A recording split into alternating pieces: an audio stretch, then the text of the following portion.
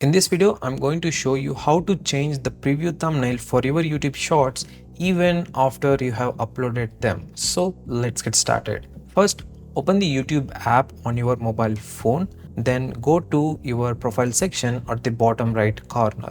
Here, scroll down and select the Your Videos option. You will now see a list of all your uploaded videos.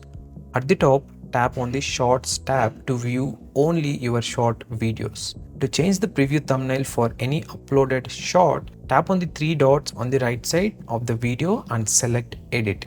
This will take you to the Edit page. Now, tap on the Edit icon at the top left corner. You will see a timeline of your short. Scrub through it to pick the perfect frame you want as your thumbnail. Once you are happy with your selection, tap on the tick mark at the top right corner and then hit save. That's it.